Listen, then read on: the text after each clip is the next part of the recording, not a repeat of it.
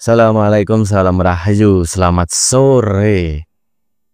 Khasaf, naluri, ketajaman hati, ketajaman basiroh. Itu banyak menempel pada orang-orang yang suka berzikir. Orang-orang yang hobinya, saya sebut hobi sajalah, karena itu dilakukan intens. Karena orang-orang yang melakukan ini juga sangat suka sekali. Dia berzikir, dia menyendiri, dia memandang suatu alam, bahkan daun saja itu bisa membuat dia itu terpesona dengan kekuasaannya Allah. Ternyata gonjang-ganjing yang saat ini terjadi di NU itu sudah dibicarakan Kiai Syarif Rahmat dari tahun 2000-an.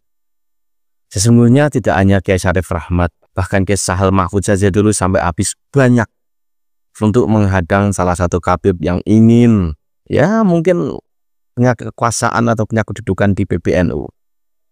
Setelah eranya Kiai Sahal Mahfudz ini nggak ada, sudah meninggal, ternyata Kiai Syarif Rahmat juga pernah membincangkan hal itu dengan beberapa kiai soal orang itu.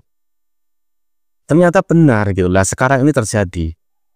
Kita itu orangnya itu apa toh? Secara umum itu mudah tertipu dengan cerita-cerita magis, cerita-cerita yang wah seperti keramat, seperti karomah dari seorang kiai, dari seorang syekh, dari seorang apalah, pokoknya orang yang katanya mempunyai makom yang tinggi. Ini hanya kisah saja ya. Saya dulu punya teman, jadi dia ini orang Bekasi, dia berguru dengan teman saya. Kalian tahu nggak, orang ini bisa khasaf itu cuma berapa hari? 1 minggu. Diajari tekniknya, karena dia ini memang orangnya bisa dibilang apa ya, mungkin saat itu keimanannya betul-betul tinggi dan bagus. Ada juga yang bilang hal-hal semacam itu juga dari apa, keturunan orang-orang tertentu. Jadi dia 1 minggu itu dia udah khasaf. Karena saking khasafnya, ibunya tuh waduh man kebingungan ibunya, nggak mau kuliah. Karena apa? Dia hanya melihat daun, dia hanya melihat orang. Dia menyembuhkan orang tuh hanya pakai bismillah aja, udah. Nggak pakai macam-macam, sembuh betulan. Jadi perilakunya seperti orang, lihatnya tuh seperti orang gila. Ya karena memang orang tuh nggak tahu apa yang dia lihat, jangan dia tuh melihat. Akan ketemu orang pun tahu isi hatinya apa unek-uneknya tahu. Sampai akhirnya dia sendiri itu apa tidak kuat enggak? Tidak kuat karena dia merasa juga ibu saya ini memarah-marahi saya, sering muring-muring ke saya, sedangkan ini itu satu berkah gitu loh. Dia berpikirnya semacam itu. Ternyata ibu saya itu marah, tidak suka. Dia punya kemampuan seperti itu. Orangnya sering menangis, mendengar ayat suci sedikit saja menangis. Di hatinya itu, wah pokoknya tuh tidak mau jauh dari Allah. Mendengar azan menangis. Pokoknya dia sering menangis. Saking khasafnya dia akhirnya apa? Berkeluh kesah dengan teman saya lagi. Ini bagaimana Kang? Ini bagaimana ibu saya kok marah-marah? Ya udah akhirnya udah Mas. Niatkan sampean berhenti, tidak bisa seperti itu. Dalam jangka 2 hari hilang semua kemampuannya. Tidak punya lagi. Dan rasa dia itu mahabbahnya kepada Kanjeng Nabi, mahabbahnya ke Allah itu juga berkurang banyak. Berkurang banyak. Yang awalnya dia melihat daun bergerak aja dia bisa nangis. Melihat rumput diinjek nangis, dia nangis. Pokoknya isinya setiap hari, setiap detik itu cuman Allah. Itu hilang semua. Akhirnya dia kuliah lagi. Setelah itu udah 1 tahun, dia ngobrol dengan saya. Saya itu kemarin tuh menemui Kang ini gitu loh. Saya sebut Kang ini. Saya mau merasakan seperti masa lalu. Mahabbah ke Tuhan, ke Allah, ke Kanjeng Nabi, segala macam tekniknya saya pakai. Tetapi kenapa nggak bisa? Tidak bisa. Dicoba 1 bulan, 2 bulan, tetap nggak bisa. Ya itulah gitu loh. Ini misalkan yang memakai halal begini, orang yang pakai sorban, orang yang punya nama, orang yang punya kanan kiri anak buah yang dia itu seperti sales, dia tuh seperti orang yang suka memproporsikan dengan berbagai macam cerita. Gak dianggap wali nih orang. Makanya itu ya, banyak orang-orang itu yang di atas sesungguhnya Bahkan orang di sekitar orang-orang semacam itu kan suka membesar-besarkan. Lalu orang itu menstempel dia itu seperti waliullah, dia itu orang hebat, lalu orang berduyun-duyun datang ke orang itu. Nah, soal apa yang disampaikan oleh Kiai Saiful Rahmat ini dia. Beberapa bulan kemudian kami dengan istri main ke PBNU, bertemu dengan Kiai Miftahul Ahyar, bertemu dengan Kang Said Agil Siraj. Saat itu ditemani oleh Kiai Lukman Dimyati, Termas, Gus Lukman. Selesai berbincang-bincang, kami hendak berfoto di sebelah pojok. Tiba-tiba Gus Lukman mengatakan, Yai Syarif bagaimana untuk muktamar di Lampung? Saya secara spontan mengatakan, dilanjutkan saja. Gus Lukman waktu itu, kalau tidak salah dengar, wah ini jauh nih kalau gini nih. Kami tidak perpanjang kalam. Nah, sekian bulan kemudian, kami memohon kehadiran Kiai Manarul Hidayat dengan Kiai Mujib, Gus Mujib, pengasuh Pondok Pesantren Al-Sa'adah Depok untuk bincang-bincang di rumah. Lalu saya sampaikan, saya kok punya dugaan bahwa Habib Lutfi bin Yahya itu pengen memimpin NU. Kemudian Kiai Mujib menjawab, tapi kalau Tanfidiyah kan tidaklah Kiai mungkin Suriah gitu. Ya saya bilang ya Suriah justru lebih strategis untuk mengendalikan NU. Sudah selesailah pembicaraan itu. Berikutnya saya mengajak Kiai Manarul untuk sowan ke kediaman Kang Said Agil Siraj untuk menyampaikan apa yang menjadi pikiran kami semua, yaitu menginginkan beliau supaya naik kembali memimpin Nahdlatul Ulama yang ketiga kalinya. Dengan catatan tidak mengganding Habib Lutfi bin Yahya. Tiba-tiba ketika kami sampai masuk dan duduk bersama dengan Kang Said, justru Kang Said mengatakan bahwa beliau akan berpasangan dengan Habib Lutfi bin Yahya dan jalan beliau dianggap sudah aman. Saat itu pula saya dan Kiai Manarul bersepakat untuk langsung pulang saja dan tidak melanjutkan dukungan karena kita khawatir Nahdlatul Ulama akan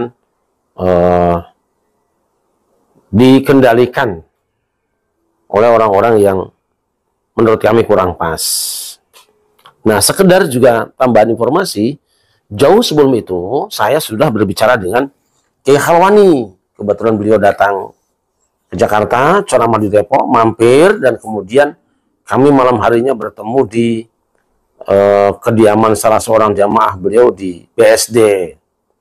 Beliau menceritakan tentang adanya pemalsuan sejarah Jatman yang dilakukan oleh, diduga tapi ya, oleh Habib Lutfi bin Yahya. Saat itu saya langsung bilang, seharusnya memang Jatman diambil oleh panjenengan dan panjenengan langsung menjadi sesepuhnya di sana.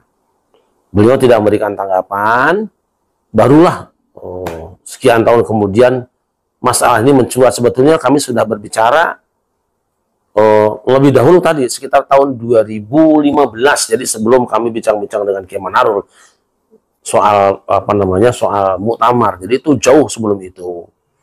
Nah, demikian yang bisa saya sampaikan. Ini apa adanya, nanti kita bisa klarifikasi dengan beliau-beliau semuanya. Bukankah sudah saya sampaikan apa adanya, dan sekarang bagaimana kita bisa menyaksikan bersama. Mudah-mudahan Kiai Manarul, kemudian Kiai Mujib dan Gus Lukman Termas, juga saudara saya Ali Rahman, termasuk Kiai Khalwani juga berkenan untuk klarifikasi tentang masalah yang saya sampaikan tadi, benar atau tidaknya. Jadi peristiwa pembicaraan Thariqat dengan Romo Kiai Khalwani itu sekitar tahun 2015. Perbincangan di rumah kami tentang persiapan muktamar itu tahun 2019 bersama dengan Dr. Kiai Haji Manarul Hidayat dan Kiai Mujib, juga yang lainnya, dan juga perbincangan tentang Kang Said di kediaman beliau juga masih tahun itu juga menjelang muktamar.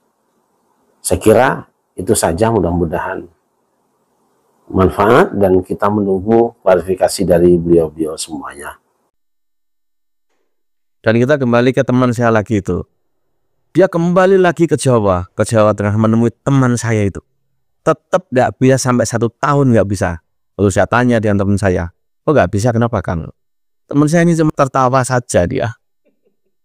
Ini loh Mas, suatu anugerah itu. Jika mendapatkannya, itu harus dirawat dengan baik, harus istiqomah, dan lain sebagainya. Yang dia dulu itu mungkin kepengen seperti itu, karena keinginannya itu terlalu menggebu-gebu. Ya akhirnya memang Allah menentukan semacam itu, tetapi dalam perjalanannya kan ibunya yang menolak. Ya dia sendiri juga kadang seperti orang gila, walau dia tahu juga nggak gila gitu loh. Ya akhirnya Allah ini mengambil karena Allah itu memberi sesuatu ke orang itu. Jika memang orang itu tidak kuat dan kuat, ya itu pasti ada konsekuensinya tersendiri. Dan kenapa kok bisa sampai terjadi ada makam palsu dan lain sebagainya? Mungkin karena sesuatu hal. Saya sering dulu menonton videonya tokoh ini, itu kan. Dia seakan-akan itu apa ya? Ingin mencetak entah itu dirinya, entah siapa, pokoknya seperti Wali Songo. Dia ngiri dengan Wali Songo. Saat meninggal saja Wali Songo itu kan bisa, katanya dia sering berbicara seperti itu, bisa memberi makan orang banyak. Lewat ziarah, ya kan, lalu orang itu berduyun-duyun. Lalu, nah ini mungkin karena ada dorongan juga dari beberapa hal nafsu tanda kutip ya. Bahkan ada di kitab ajarannya Klen Pak Alo itu sudah jelas, di sana diperbolehkan membuat makam palsu. Bayangin saja. Ada nggak ajaran di Nahdlatul Ulama semacam ini? Ada nggak? Makanya banyak makam palsu dengan harapan orang banyak berziarah. Kenyataannya kan ada. Beberapa orang sudah berziarah ratusan bahkan ribuan, akhirnya ditutup oleh PBI. Ternyata juga tidak ada kok isinya, nggak ada apa-apanya di situ. Lalu orang situ juga tahu itu nggak ada apa-apanya. Oh tersebut ini itu banyak. Bahkan sampai hal yang seperti Sumo Diningrat kan juga debat di Semarang. Semalam saya tuh melihat itu di daerah sini itu ada. Ini juga dulu diprotes oleh Ketua Sumo Diningrat. Sampai sekarang masih gerbangnya Sumo Diningrat. Semalam saya lupa untuk memfotonya, tapi ada, masih. Padahal diprotes itu, tidak boleh memakai nama itu. Tidak berubah kok. Dan yang aneh, di Google Map-nya itu kan ada alamatnya itu, majelisnya itu. Ini ya miliknya itu juga gitu loh. Di situ dulu saya lihat tuh ada foto-fotonya tokoh ini tuh ada. Tapi sekarang tidak ada sama sekali, udah dihapus. Di Google Map di alamatnya itu, di foto-fotonya tuh ada dia. Jelas itu miliknya dia, megah kok. Ada tempat sekolah, ada masjidnya, ada pendoponya, luas. Pas kemarin-kemarin tuh ramai ya, tapi setelah isu tes nasab ini muncul agak sepi sampai sekarang. Padahal sekolahnya katanya standarnya tuh lah standar entah internasional atau apalah gitu loh. Sampai sekarang nama Sumo Diningrat masih ditempel di atas pintu gerbangnya, tidak dilepas, tidak. Tetapi memang untuk ramainya itu tidak seperti dulu awal-awal. Ya keduluan kedatangan ini Kiai Madudin itu dengan tesis nasabnya itu, apalagi juga merembet kemana ke soal makam-makam palsu, makam orang tokoh nasional, tokoh-tokoh orang pribumi dianggap Habib dan lain sebagainya. Ya akhirnya berkurang. Nanti kapan-kapan saya foto masih, semalam saya lihat masih, ya Allah kok masih, padahal ini sudah tidak disetujui oleh tertentu dari Sumo Diningrat. Nah, tapi masih itu nempel di pintu gerbangnya. Masjidnya juga gede, masih. Ya ini loh, ini video tokoh ini yang mungkin karena ekspresi cita-citanya, lalu dia ini bisa dibilang karena ada ajaran kitab-kitab semacam itu di Klen Pak Alwi, lalu ada makam-makam seperti itu yang sekarang heboh. Bahkan juga bisa dibilang ada hal yang berbau sejarah dibelokkan. Ini tujuannya apa gitu loh. Awalnya mungkin bagus, tetapi dalam prosesnya itu caranya mungkin ada yang nggak pas. Kewalian seseorang itu bisa dicabut saat itu juga, sedetik itu juga itu bisa. Karomah orang juga bisa dicabut atau dihilangkan sedetik itu juga, saat itu juga. Jadi jangan mudah tertipu oleh cerita berbagai macam hal rahmat karomah. Belum tentu dulu memang mungkin dia bisa naik ke atas ibaratnya, tapi sekarang bisa juga jatuh. Ya karena apa? Karena nafsunya itu. Ya mungkin nafsu apa? Nafsu entah membuat sesuatu hal untuk dirinya, mungkin membawa hawa nafsu dirinya. Wah, saya ini kalau jadi begini. Saya kok ngiri dengan Wali Songo ya, hebat mereka. Mungkin ini ekspresi yang berlebih atau bisa dibilang ada niat-niat yang nggak pas, mungkin. Akhirnya terkuak seperti sekarang ini. Ini dia videonya. Tentu Anda bisa memahami ternyata banyak kok ceramah-ceramah itu berbau soal makam itu banyak. Videonya. Ini lagi, Beb, keistimewaannya ziarah ke Wali Sembilan itu apa? Saya jawab, malu. Loh, kok ada barokahnya? Supaya dapat karomahnya terlalu tinggi, Mas. Saya berbicara terlepas daripada seneng dan tidak seneng, suka ziarah atau tidak, tapi saya berbicara reality, buktinya. Dari Sunan Ampel, Pak, lihat makamnya di tengah desa, namanya Ampel. Dari jalan besar sedikit agak jauh ada Ampel Gading, Ampel Dento, Ampel Suci dan lainnya. Kira-kiranya yang datang rombongan setiap hari bis-bisan, apalagi kalau Jumat Legi. Kalau di sini Kliwon, di sana Legi yang ramai ziarah. Itu ratusan bis, sampai subuh non-stop orang ziarah. Toko yang sebenarnya buka di pinggir jalan, tidak, buka toko di tengah kampung. Dari busana muslim yang murah sampai yang mahal, makanan Timur Tengah dan lain sebagainya. Yang buka toko bonceng orang mati, yang datang bis-bisan mendatangi orang mati. Loh, betul enggak? Tapi bukan orang mati sembarangan, orang yang dekat di hadapan Allah Subhanahu wa taala. Begitu sampai ke Sunan Ampel, enggak ada yang datang terus padang bulan, padange koyo rino, enggak ada. Atau di makam Sunan Ampel begadang mari begadang, nggak ada.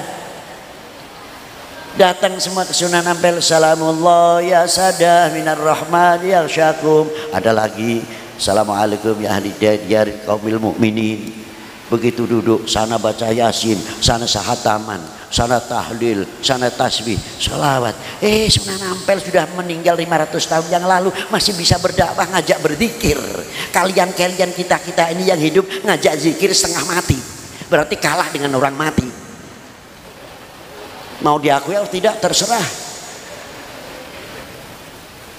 Daerah Sunan Ampel itu toko rame, lingkungan pedagang rame, berarti Sunan Ampel secara tidak langsung mampu membuat ekonomi kerakyatan. Kalau di situ tidak ada Sunan Ampel, kira-kiranya ada toko tidak? Nah, kalian sama kita telah membuat ekonomi apa?